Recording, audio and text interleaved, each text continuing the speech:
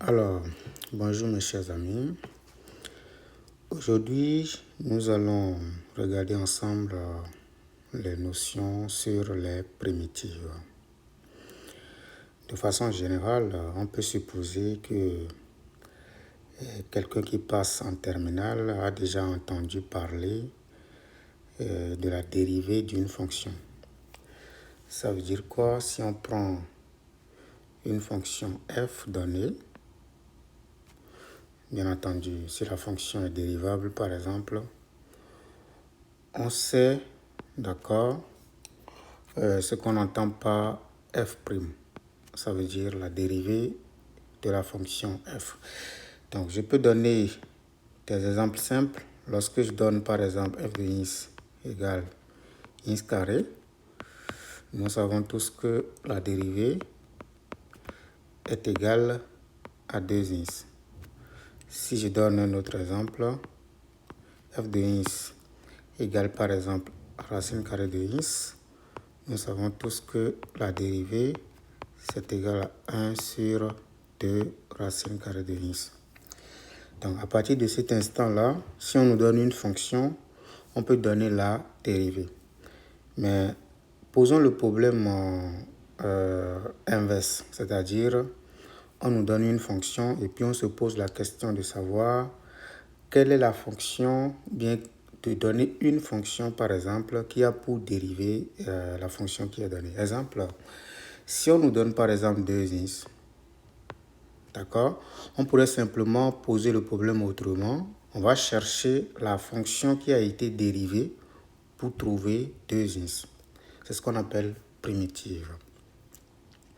Donc, il y a deux façons. Premièrement, vous avez une fonction. Vous savez la dérivée. Ça, c'est notre f'. Mais vous avez une fonction et puis on vous pose la question de savoir comment trouver une autre fonction qui a pour dérivée, d'accord, petit f. Donc, je peux appeler cette fonction-là grand F. Donc, on connaît cette fonction-là, d'accord, mais on cherche une autre fonction grand F qui a pour dérivée maintenant petit f. Donc, la question, c'est trouver une fonction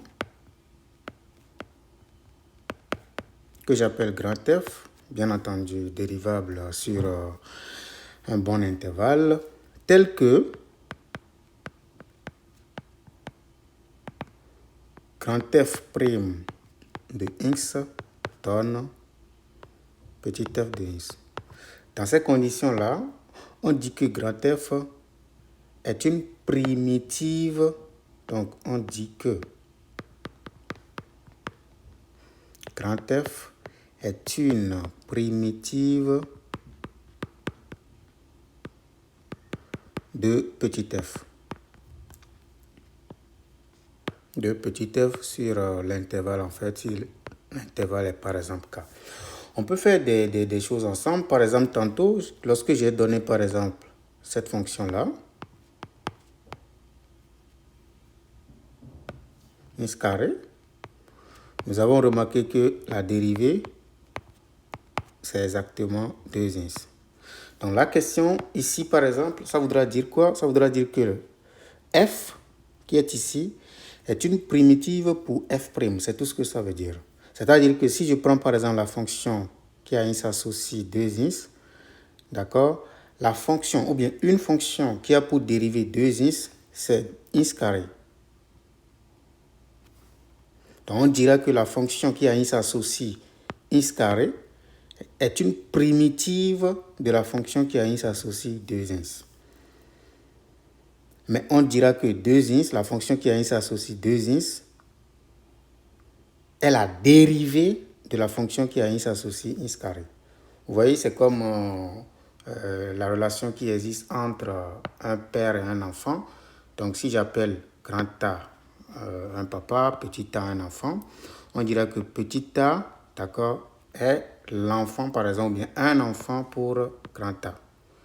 D'accord, mais grand A, il y a aussi un vocabulaire qu'on peut utiliser pour désigner, d'accord, la relation qui existe entre le grand A et le petit a. Donc, on dira que grand A est le père d'accord, de petit a. Donc, c'est en quelque sorte ça. Dans les classes antérieures, nous avons déjà discuté sur la dérivée, c'est-à-dire que ceci représente la dérivée de cette fonction-là. Maintenant, on veut savoir que représente maintenant cette fonction-là pour la fonction qui a ins associé 2ins. Donc, on dit simplement que la fonction qui a ins associé ins carré est une primitive de la fonction qui a ins associé 2ins. Voilà. Donc, on peut généralement résumer que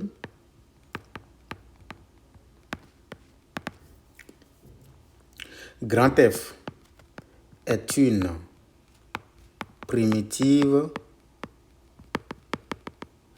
de petit f sur un intervalle k si les deux conditions sont vérifiées. Premièrement, la fonction grand F doit être dérivable parce qu'on veut la dériver sur grand K.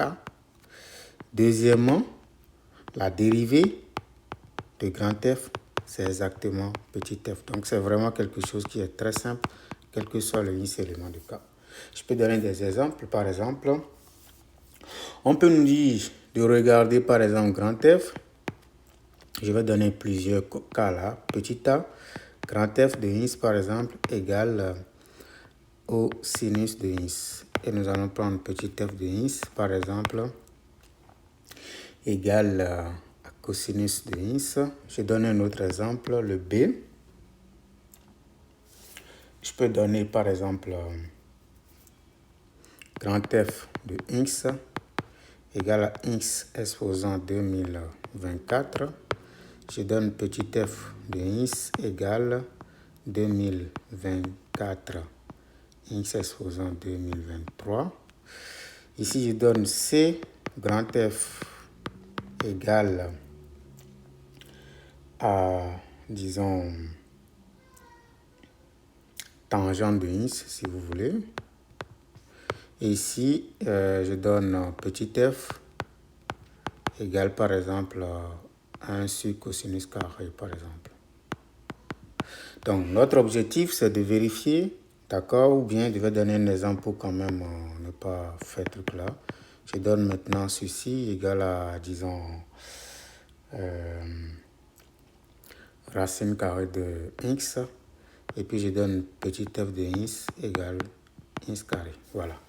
Donc, notre objectif ici, c'est de vérifier si la fonction grand F qui est donnée dans chacun des cas, est-ce qu'effectivement c'est une primitive de la fonction petit f.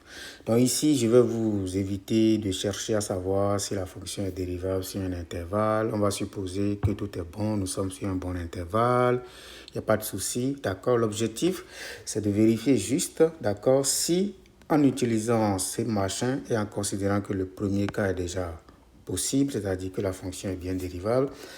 Par exemple, la fonction sinus est bien dérivable sur R. Cette fonction, c'est une fonction polynomiale, c'est un monôme. Elle est bien dérivable sur, disons, R également. La fonction tangente est dérivable, par exemple, sur moins pi, il n'y a pas de souci.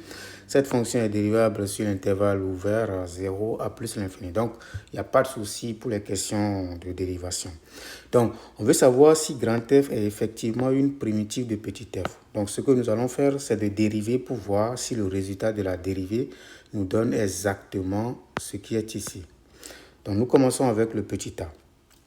Pour le petit a, nous faisons grand f' de x, ça fait la dérivée de la fonction sinus. Or, on sait que la dérivée de la fonction sinus, c'est égal à cosinus, qui est alors égal à petit f de x. Par conséquent, on va conclure ici que oui, grand F est effectivement une primitive, d'accord? Donc, en quelque sorte, la fonction qui a ins associé sinus de x est une primitive, d'accord? Ici, bien entendu, ça va être sur R de la fonction à ins associé cosinus de ins. Voilà, on peut faire le deuxième cas. B, par exemple, ici, on nous donne ici grand F de ins égale à ins exposant 2024. Nous allons dériver f' de ins. Comme vous le savez déjà, pour dériver, d'accord, on descend l'exposant. d'accord? Donc, ça fait 2024 fois ins exposant 2024 moins 1, qui nous donne 2023. Donc, on voit que le f de ins qui est donné ici, c'est exactement ça. Donc, on va dire que c'est égal à f de ins.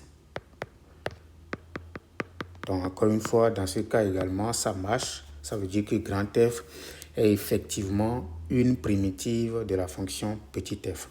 Maintenant, on passe au C. Pour bien comprendre ce que nous faisons, le C ici, on nous donne grand F de ins égale à tangente de ins. Or, nous savons que tangente, ce n'est rien d'autre que le sinus de ins divisé par le cosinus de ins. Évidemment, vous avez aussi rigoureusement la dérivée de la fonction tangente. Ceux qui le connaissent, vous pouvez l'appliquer directement. Sinon, vous pouvez juste utiliser la formule de dérivation d'un quotient pour retrouver ça. Donc, la formule de dérivation nous informe que nous devons dériver ce machin-là fois tout le dénominateur. La dérivée du numérateur, ça donne cosinus de ins multiplié par cosinus de ins, moins maintenant la dérivée de la fonction au dénominateur qui nous donne moins sinus de x multiplié par sinus de ins, le tout sur cosinus carré de ins. Donc, si on calcule ça, ça fait cosinus carré de ins plus sinus au carré de ins, ce qui sur cosinus carré de ins. Or, d'après la formule fondamentale de la trigonométrie, ceci est égal à 1. Et donc, ça nous donne 1 divisé par cosinus carré de ins. Ça, c'est exactement ce qui est donné, d'accord, dans notre cas qui vaut f de ins. Donc, ici également, nous allons conclure que oui, grand F est vraiment une primitive de la fonction petit f. Le dernier cas, ça va être probablement un contre-exemple où je donne ici grand F de ins égale à racine carrée de ins. Mais quand je dérive grand F ici, ça me donne 1 sur 2 racines de ins qui est différent de petit f qui est donné. Parce que petit f donné ici, c'est exactement ins carré, mais la dérivée de grand F n'est pas égale, d'accord, à ins carré. Par conséquent, dans le cas D, la fonction grand F n'est pas du tout une primitive de la fonction petit f. Maintenant que vous avez compris ce qu'on n'entend par primitive, on va maintenant donner quelques théorèmes fondamentaux qui permettent de bien comprendre la théorie. Ce qui se passe, c'est que si vous avez une fonction dont la toute première propriété, si vous avez une fonction qui est continue sur un intervalle k, si f est continu sur un intervalle k, alors nécessairement f admet une primitive. C'est un théorème très beau, très magnifique. Alors f admet nécessairement une primitive. Ça veut dire que toutes les fonctions continues sur un intervalle donné possèdent des primitives. Et en même temps, ça voudra dire que toutes les fonctions n'ont pas forcément de primitives. Maintenant, il ne faut pas confondre quelque chose. L'existence d'une primitive ne veut pas dire forcément qu'on peut mettre la main dessus. Donc, en même temps, comme petite remarque, une primitive peut exister, une primitive d'une fonction peut exister sans qu'on ne puisse mettre la main sur cette expression, c'est-à-dire de façon explicite. C'est comme vous le savez, par exemple, il y a des équations qui ont des solutions, mais vous ne pouvez pas mettre la main sur cette solution-là. Donc, comme vous êtes déjà en terminale, vous avez déjà abordé ça ou bien vous allez l'aborder. Il y a des fonctions qui ont des racines, ou bien il y a des équations qui ont des solutions, mais on ne peut pas mettre la main sur ces solutions-là. On peut peut-être dire que ces solutions appartiennent peut-être à un intervalle donné, mais jamais on ne va mettre la main, d'accord, sur la solution exacte. Donc, c'est la même chose ici. Il y a des fonctions qui ont des primitives, mais on ne peut pas l'expliciter. Donc, il faut garder ça à l'esprit, qu'on va généralement vous donner des exemples où vous pouvez mettre la main sur les primitives. Maintenant, il y a un résultat très très important, d'accord, qu'il faut connaître obligatoirement. Ce qui est beau, c'est que si par exemple grand F est déjà, d'accord, une primitive de la fonction petit f, alors si je prends, d'accord, si C est une constante dans R, d'accord, vous allez constater avec moi que f plus c, c'est-à-dire que la fonction qui a x associe f de x plus cette constante-là demeure, d'accord, ou bien reste une primitive. Reste une primitive. Pourquoi? Parce que si vous prenez par exemple, pour démontrer que cette fonction reste une primitive de petit f, la règle elle est simple. Il suffit de voir si vous avez votre fonction qui est dérivable, il n'y a pas de souci ici parce qu'on a juste à ajouter une constante. Donc ça ne, la question sur la dérivation, bien la dérivabilité ne se pose pas, d'accord? Elle est dérivable. Maintenant, si je dérive cette fonction-là, vous savez que c'est une somme. Donc, pour dériver une somme, on peut dériver chaque terme de la somme. Donc, si je dérive ceci, le f, d'accord, si on prend, par exemple, la dérivée de tout ça, ça nous donne exactement la dérivée de ça plus la dérivée de ça. Vous le savez très bien que la dérivée des fonctions constantes donne 0. Donc, évidemment, tout ceci demeure encore une primitive de petit f parce que la dérivée de tout ça revient encore à la dérivée de ça. La meilleure propriété ici, c'est que si grand F encore est déjà une primitive, comme je l'ai dit, est déjà primitive de petit f, alors ce qui se passe, c'est que toute primitive, d'accord, toute primitive de petit f s'écrit sous la forme de point grand F plus C. C'est-à-dire quoi? En connaissant, d'accord? Et c'est-à-dire que si vous mettez la main sur une primitive d'une fonction donnée, il faut savoir que vous connaissez toutes les primitives. Il suffit juste de mettre des constantes, d'ajouter des constantes. Chaque fois, vous allez juste prendre une constante et puis c'est tout. Vous avez la totalité des primitives en fait. Il suffit d'ajouter une constante C et puis vous avez toutes les primitives. Donc, en résumé, vous avez la notion de primitive il y a d'abord une primitive que vous devez savoir chercher, il n'y a pas de souci. Il y a maintenant les primitives. Les primitives fait allusion à la détermination de toutes les primitives. D'accord?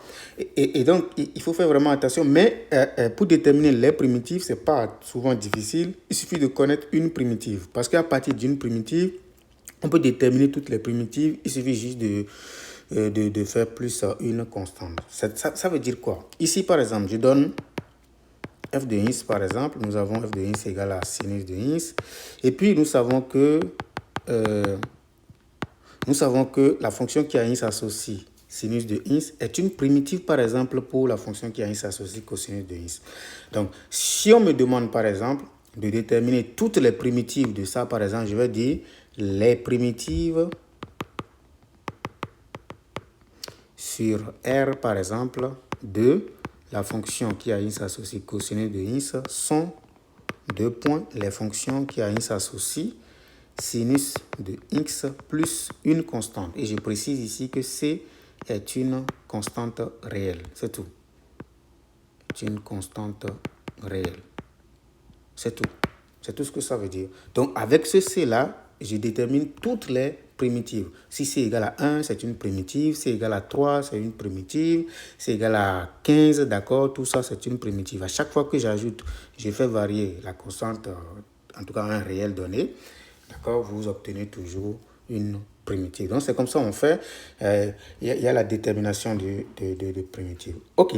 Maintenant, qu'est-ce que nous allons faire maintenant? Il y a maintenant la primitive. On peut se permettre de dire, bon, puisque nous connaissons par exemple les primitives, on peut dire, bon, on impose une condition sur la primitive par exemple, ce qui va nous permettre de déterminer cette constante-là. Donc, il y a un dernier théorème qui dit simplement que si vous avez f, d'accord, qui admet par exemple une primitive sur k, d'accord, donc si f admet une primitive sur k par exemple, qu'est-ce qui va se passer? Alors, si vous prenez n'importe quel réel, d'accord, pour tout réel q par exemple, il existe une seule primitive de f, d'accord,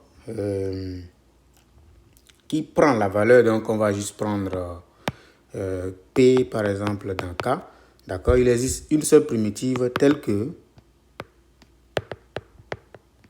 d'accord, f de P donne Q.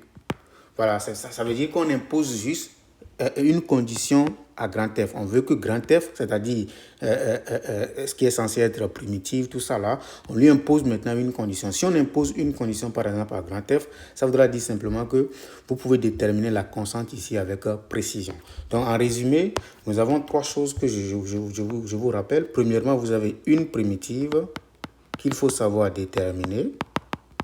La deuxième chose, il y a les primitives qu'il faut savoir déterminer. Et enfin, vous avez la primitive. La primitive. Donc, quand on vous demande par exemple une primitive, donc je fais un petit résumé rapidement. Quand on vous demande par exemple de déterminer une primitive par exemple, ça voudra dire que Kodjo peut trouver une primitive, comme on va trouver une autre primitive, il n'y a pas de souci parce qu'on veut simplement une primitive, d'accord? Donc on peut en trouver plusieurs, mais en fonction de la personne qui travaille, mais vous devez comprendre que si deux personnes trouvent par exemple une primitive Y1 et l'autre trouve Y2, vous devez savoir que quand on va faire la différence entre Y1 et Y2, le résultat doit être une constante. C'est ce que ça veut dire. Ok, maintenant, les primitives, il s'agit juste d'ajouter une constante à ce que vous avez trouvé, d'accord, au niveau d'une primitive. Vous allez juste ajouter une constante. Si vous avez trouvé Y, vous allez dire, alors les primitives sont Y plus C avec C, une constante. Maintenant, la primitive, il s'agit d'imposer, d'accord, d'utiliser la condition imposée, d'accord, la condition imposée à la primitive, d'accord, pour pouvoir trouver le C, d'accord, de la famille des primitives. Donc, je vais faire un exemple concret pour la primitive. On peut nous dire de déterminer la primitive de la fonction, disons, f de x égale, disons, cosinus de x, d'accord, sur R par exemple. Donc, qu'est-ce qu'on sait? On va dire qu'on sait que, deux points, grand F, d'accord, égale à sinus de x est déjà une primitive.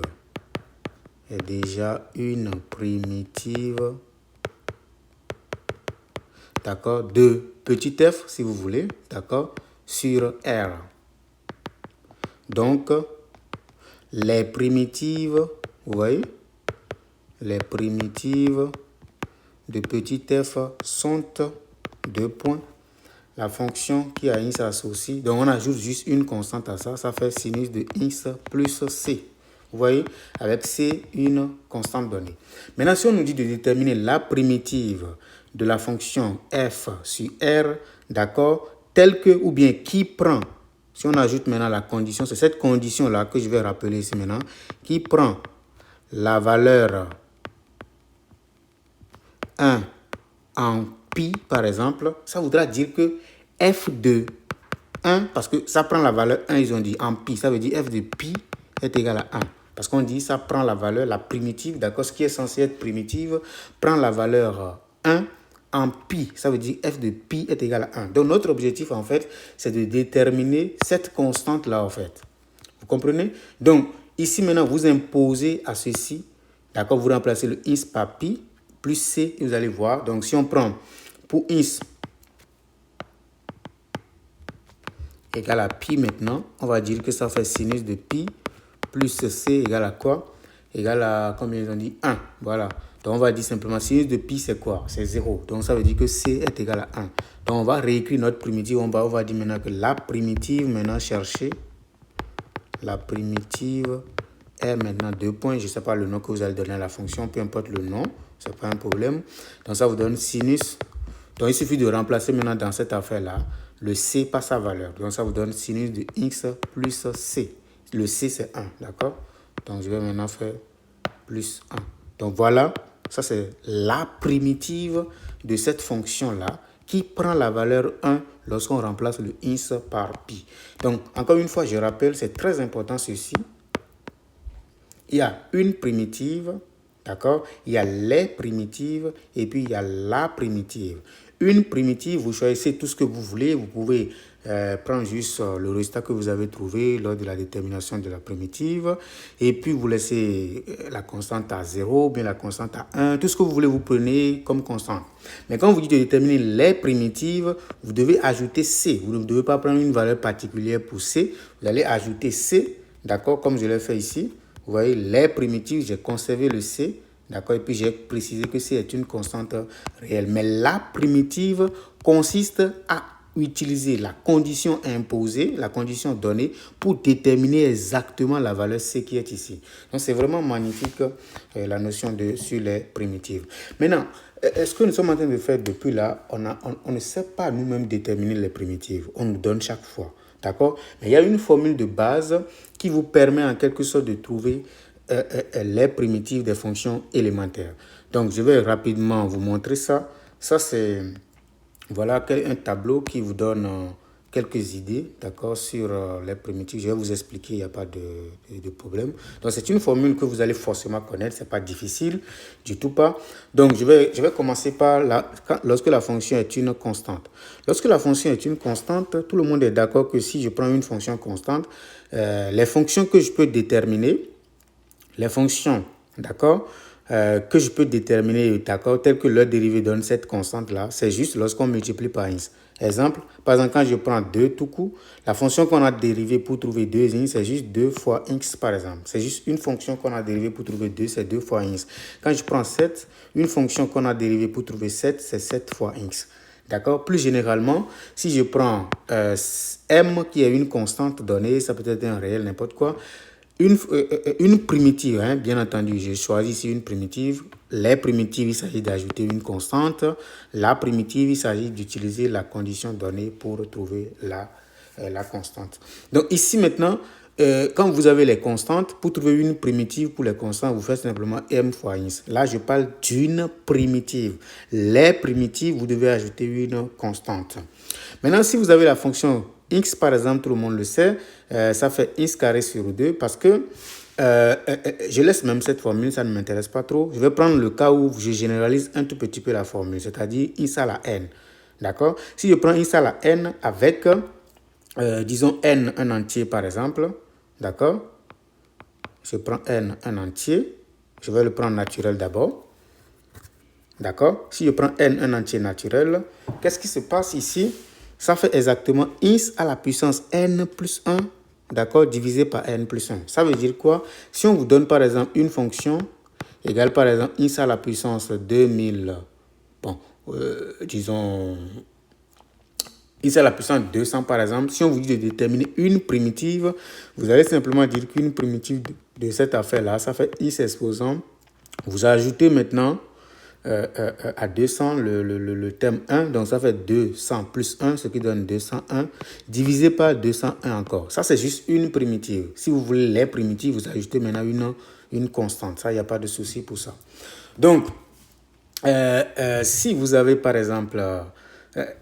c'est vrai parce qu'il suffit juste de dériver ceci. Si vous dérivez tout ça, vous allez constater que ça donne exactement ça. Il suffit juste de dériver. De sorte que si je prends maintenant n égale à 1, je tombe sur ceci. C'est pourquoi j'ai dit d'oublier, de ne pas trop garder beaucoup de formules. Donc, vous pouvez juste prendre ceci, x à la puissance n. Une primitive de ça, c'est x exposant n plus 1, d'accord, divisé par n plus 1 encore. Et ces primitives-là sont définies sur R. Maintenant, ceci, je peux en parler, mais comme je ne vous ai pas encore montré la notion de logarithme népérien, je préfère ne pas en parler, d'accord, mais vous allez la voir dans les cours, dans les vidéos à suivre, pour dire que une primitive, d'accord, de la fonction 1 sur ins, c'est le logarithme népérien de ins si nous sommes sur 0 à plus l'infini, et le logarithme népérien de moins ins si nous sommes sur moins l'infini à 0. De façon générale, on prend juste le logarithme népérien de la valeur absolue de ins. Je vais en parler lorsque je vais introduire le cours sur, mais ça c'est juste un tableau qui vous donne une idée générale du tout. Maintenant, si vous prenez maintenant 1 sur ins à la puissance n, donc c'est l'inverse de ceci. Si vous prenez l'inverse de ceci, pour avoir une primitive de ça, vous prenez moins 1 sur n moins 1 fois ins exposant n moins 1. Maintenant, 1 sur la racine carrée de ins, une primitive de ça, c'est 2 racines de ins. Pour vérifier tout ça, il suffit juste de dériver grand F et constater que c'est exactement ça. Pour sinus, une primitive de sinus, c'est moins cosinus. Et une primitive de cosinus, c'est sinus. On l'a fait tout à l'heure, d'accord? On a déterminé une primitive de cosinus tout à l'heure, c'est sinus. Encore une fois, je n'ai pas encore fait la notion de exponentielle, donc je peux laisser ceci et puis je vous explique après. Donc, à partir de ça, maintenant, nous allons utiliser ces formules de base-là pour déterminer quelques primitives, d'accord? Et vous allez voir. Donc, essayons de déterminer, par exemple, une primitive de ins exposant 4, par exemple. Donc, on donne f de ins égale ins exposant 4. Notre objectif, c'est de trouver une primitive. Donc, je vais dire que ça, c'est sous la forme ins à la puissance n. Donc, ça ressemble un tout petit peu à ça. Avec ici n égale à 4. Donc, je vais appliquer la formule en disant qu'une primitive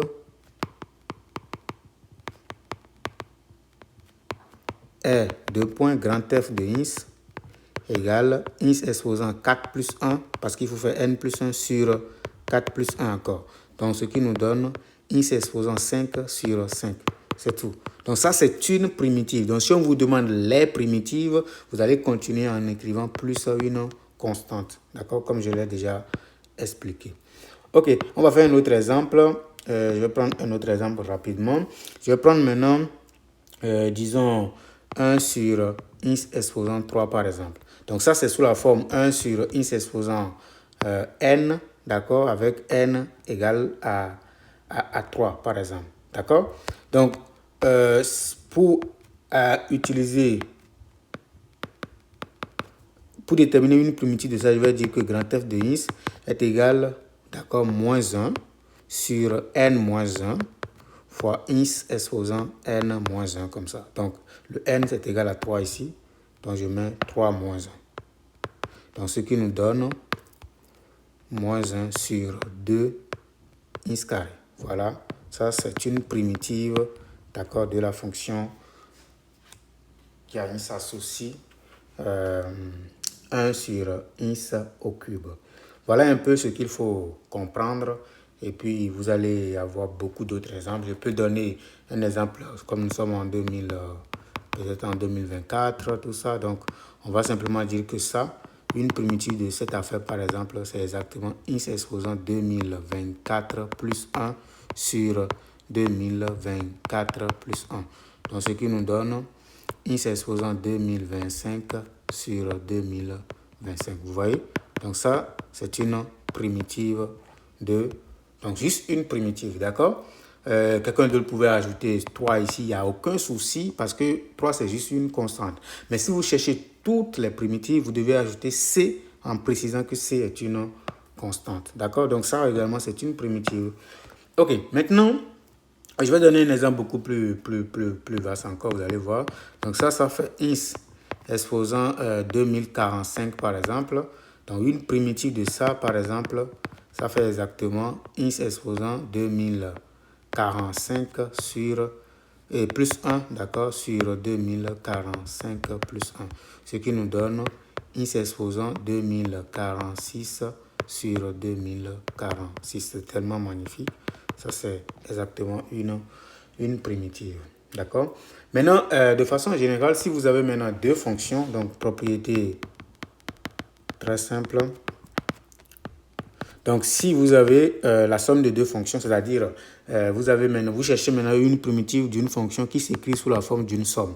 D'accord? Il faut savoir que si grand F est une primitive déjà de petit f et grand G, une primitive de petit g, d'accord? Alors, vous devez savoir que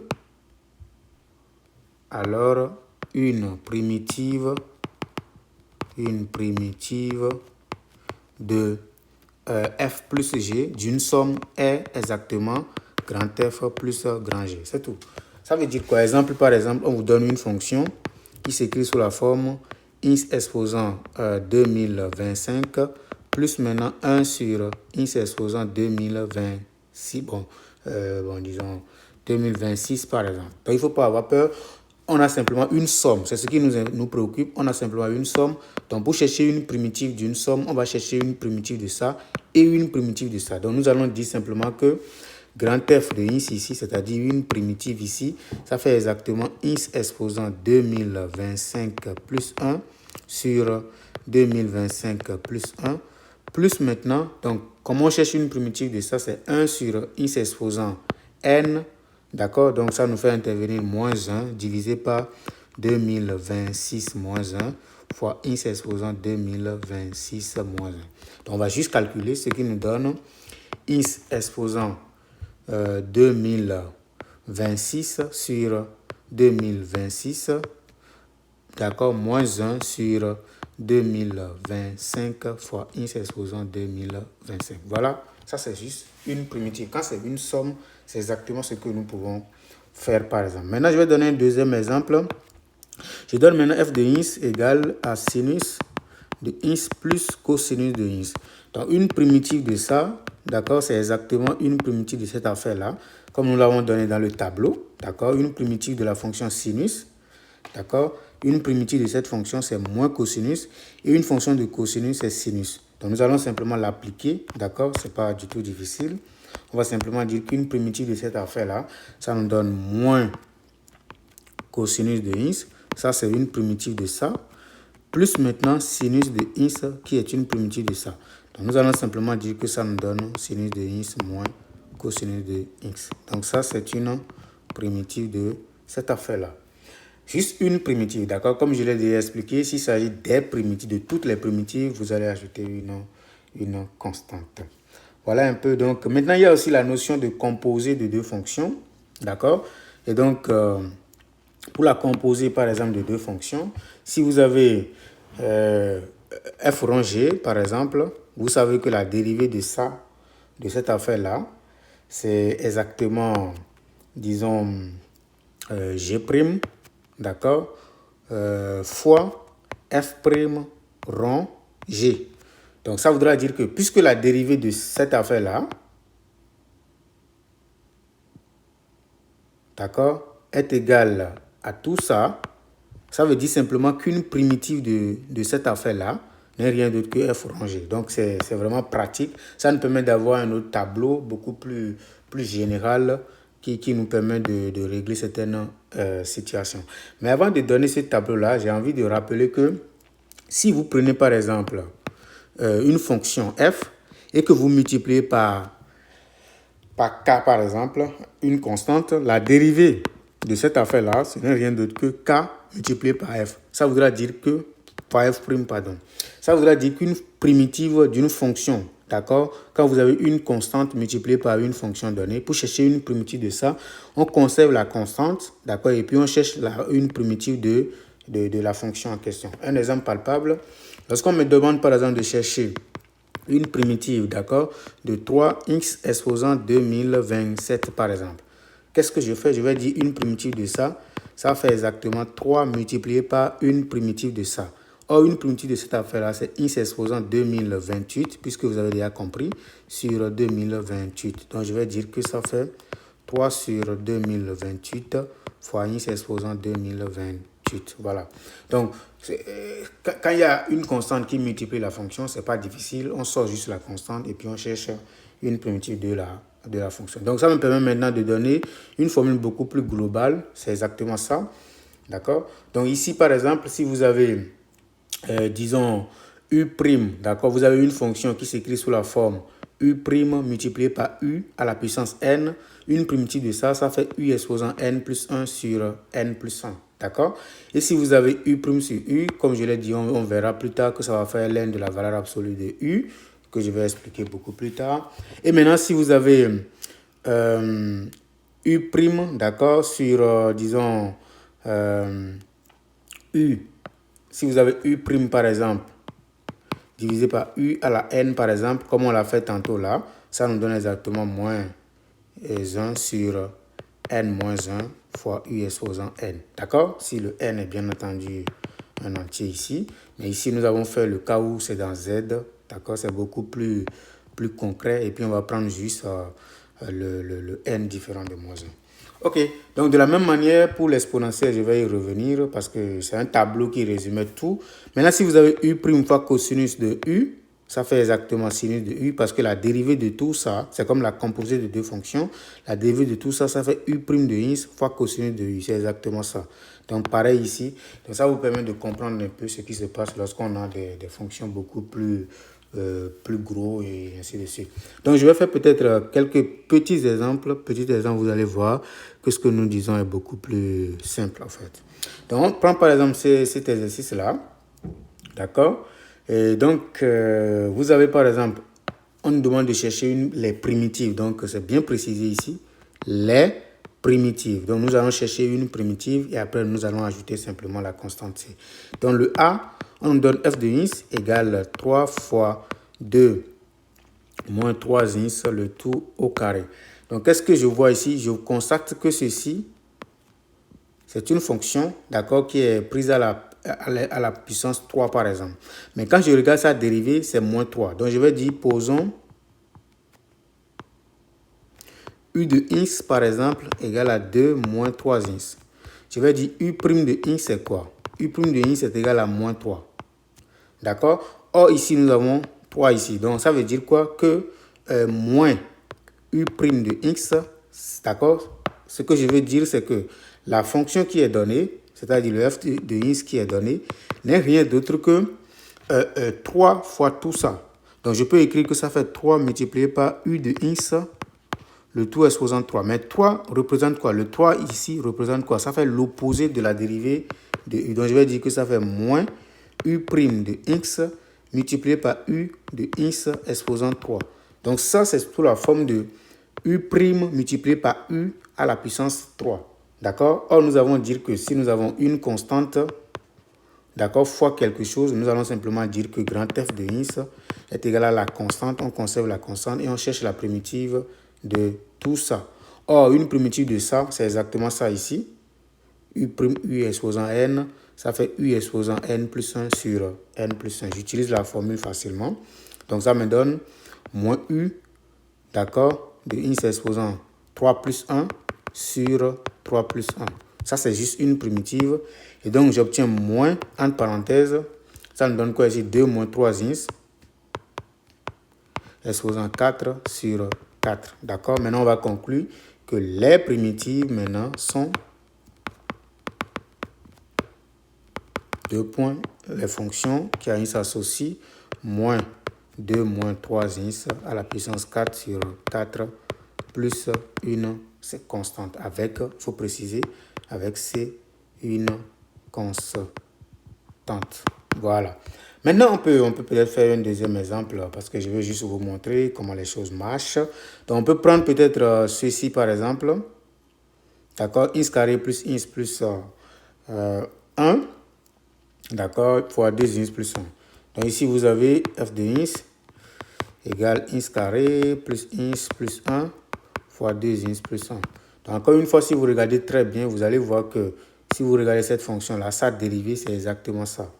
Donc, si vous prenez u de x égale x carré plus x plus 1, la dérivée, ça fait 2x plus 1. Comme vous savez déjà dériver, ça veut dire quoi? Que le f de x qui est donné n'est rien d'autre que u de x multiplié par u' de x. Donc, en quelque sorte, ça fait u' de x multiplié par u de x exposant 1. D'accord? Donc, c'est toujours sous la forme u' fois u à la puissance n. Mais le n ici, c'est exactement 1 ici. Donc, on va dire simplement que une primitive ici, ça fait u exposant 1 plus 1 sur 1 plus 1. Ce qui nous permet de dire que ça fait u de x au carré divisé par 2. Donc, on remplace u de x, c'est quoi? X carré plus x plus 1, le tout sur, donc au carré, le tout sur 2. Donc, ça, c'est f de x. Mais n'oubliez pas, on nous demande les primitives. Donc, on va conclure que les primitives de petit f sont deux points. Les fonctions qui à x s'associent, x carré plus x plus 1, le tout au carré sur 2, plus une certaine constante. Donc, c'est la fin de cette vidéo. Je vais faire une autre vidéo dans laquelle je vais faire des exercices avec vous sur les primitives. N'hésitez pas à vous abonner pour plus de vidéos.